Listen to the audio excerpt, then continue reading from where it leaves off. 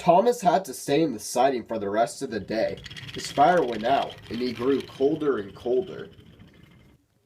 The rain fell more heavily, and what had begun as a splendid day began to turn into a disaster. I wish I was in my nice warm shed, he said to himself miserably.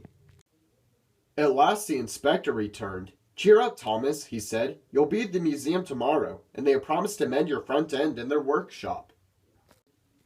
Thank you, sir, said Thomas, but if I can't run on rails, how can I get there? It's all fixed, replied the inspector cheerfully. A lorry is coming for you in the morning. Thomas was horrified. A lorry? He stammered. That's right, said the inspector. It'll be here at 8 o'clock sharp.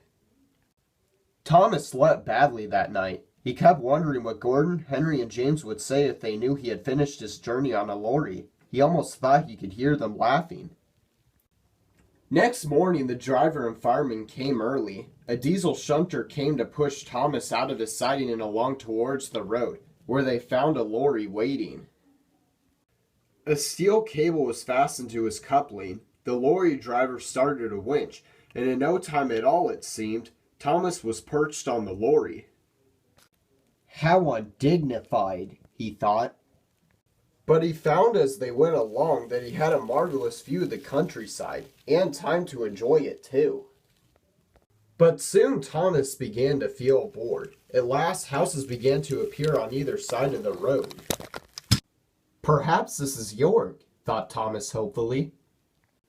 It was, but the driver was unsure of his way. He parked the lorry and went to find a telephone. A man wearing a flat-topped cap with a yellow band round it came up to Thomas. Hello, said Thomas. Humph, said the man. He wrote something in his notebook and went round to the front of the lorry.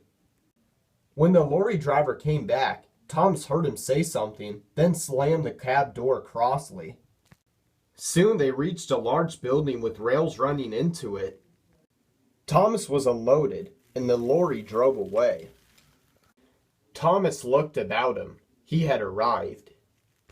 When his driver and fireman came, Thomas told them about the man with the flat cap. They laughed loudly. How do you do it, Thomas? Spluttered the driver when he could speak. That will make the Fat Controller's day.